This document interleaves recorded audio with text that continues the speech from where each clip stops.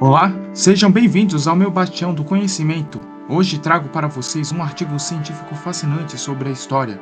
Se vocês gostam de explorar o universo do saber, não se esqueçam de se inscrever no canal para ficarem por dentro de todas as novidades. Cientistas, filósofos e livres pensadores que a Inquisição matou e ou oprimiu em nome de Deus.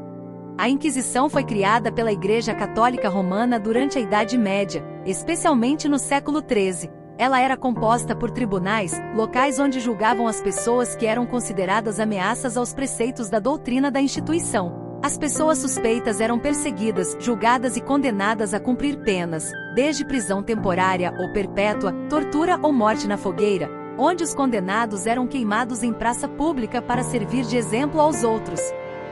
Uma das alegações mais infantis, pueris e tolas que se podem vir dos apedeutas ateístas militantes, céticos desinformados e outros simplistas, é a alegação de que a Igreja Católica queimava cientistas. Bom, além da alegação estar absurdamente mal feita, nem a Igreja nem a Inquisição queimaram alguém. Isto demonstra um péssimo entendimento simplório da relação entre Igreja e Estado e poder civil, é mal formulada. É preciso entender muita coisa antes de se chegar a conclusões precipitadas. Em nenhum caso, houve qualquer coisa a ver com perseguição e opressão da Igreja contra a ciência, o conhecimento e liberdade de pensamento.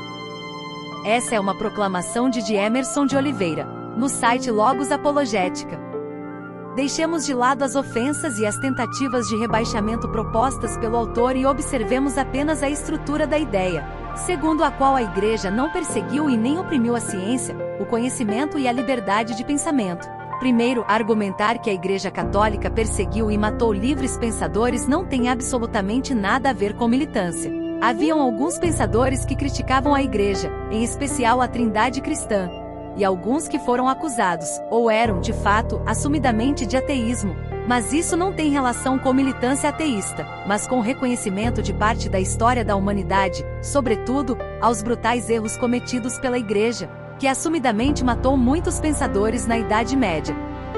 A alegação não é mal feita, ela apenas não é aceita por alguns proponentes e apologistas da causa cristã que pretendem negar o lado sombrio de sua própria história. Portanto, aqui vou dar alguns dos nomes de pensadores que foram perseguidos ou mortos pela Igreja Católica na Idade Média, incluindo o Tribunal Cristão e as acusações das quais foram condenados. Portanto, não é uma alegação mal feita, mas uma constatação registrada historicamente que o autor do comentário omitiu ou não assume, e pior, é reconhecida pela própria Igreja Católica. Em outras palavras, o autor do comentário acima está enganando as pessoas de forma intencional.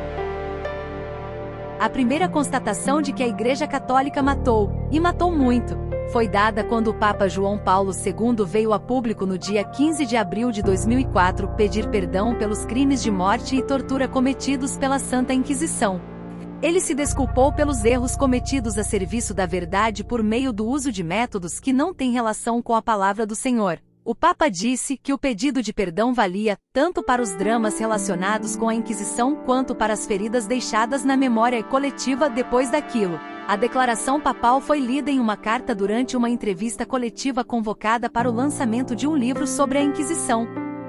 Desse modo, a própria Igreja Católica reconheceu seus erros e crimes cometidos contra a humanidade ao torturar, julgar e condenar pessoas em nome de uma verdade absoluta cristã. Durante toda a Idade Média, houve uma luta pelo poder e pela imposição da verdade absoluta cristã da Igreja Católica sobre cientistas e filósofos. A Igreja se colocou como detentora da verdade sobre todos os assuntos, inclusive sobre a natureza.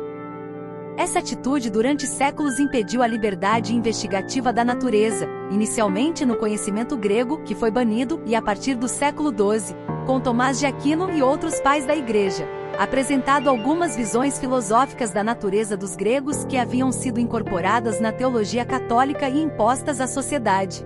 Dessa forma, a Igreja Católica concentrava em si mesma a autoridade para assuntos religiosos e filosóficos. A estratégia era transpassar o ar de autoridade ao mesmo tempo que adotava uma forma autoritarismo intelectual, na qual todos deviam se submeter sob ameaças de terríveis punições. Essa atitude durante séculos impediu a liberdade investigativa da natureza, inicialmente, no conhecimento grego que foi banido e a partir do século XII com Tomás de Aquino e outros pais da Igreja apresentado. algumas visões filosóficas da natureza dos gregos que haviam sido incorporadas na teologia católica e impostas à sociedade. Dessa forma, a Igreja Católica concentrava em si mesma a autoridade para assuntos religiosos e filosóficos. A estratégia era transpassar o ar de autoridade ao mesmo tempo que adotava uma forma autoritarismo intelectual, na qual todos deviam se submeter sob ameaças de terríveis punições. Essa atitude durante séculos impediu a liberdade investigativa da natureza, inicialmente no conhecimento grego, que foi banido, e a partir do século XII, com Tomás de Aquino e outros pais da Igreja, apresentado algumas visões filosóficas da natureza dos gregos que haviam sido incorporadas na teologia católica e impostas à sociedade. Inclusive foi essa concentração de autoridade que desencadeou a Reforma Protestante, que começou em 1517. Ela surgiu exatamente para protestar e bater de frente contra o poder da Igreja Católica em delimitar o que era certo e errado, argumentando que os princípios do cristianismo deveriam ser dados pelas 5 solas e não por uma imposição de uma igreja que se autoproclamava detentora da verdade. Obviamente, a ciência surgiu de uma forma totalmente submissa à autoridade e ao poder da religião. Galileu, que é um dos pais da ciência experimental, foi pressionado a se retratar diante do tribunal da Inquisição, dizendo que era falsa a ideia de que a Terra girava em torno do seu eixo e do Sol. Na Idade Média, muitos cientistas foram perseguidos, censurados e até condenados por defenderem ideias contrárias à doutrina cristã. O caso mais comum foi protagonizado pelo, já citado, astrônomo italiano Galileu Galilei, que quase foi levado à fogueira por afirmar que o planeta Terra girava ao redor do Sol, heliocentrismo. Ele teve que censurar sua própria afirmativa para não perder a vida, ou seja, foi perseguido. A mesma sorte não teve o filósofo italiano Giordano Bruno, que foi julgado e condenado à morte pelo tribunal. Giordano Bruno foi condenado por sustentar opiniões contrárias à fé católica ao apoiar a visão copernicana. Sua condenação aconteceu por contestar ministros da Igreja, negar a fé católica sobre a Trindade, a divindade de Cristo e a encarnação, rejeitar Jesus como Cristo, contrapor a virgindade de Maria como mãe de Jesus e a transubstanciação quanto à missa. Outros motivos envolveram sua reivindicação de existência de uma pluralidade de mundos e suas eternidades, crenças em metempsicose e transmigração da alma humana em brutos e envolvimento com magia e adivinhação.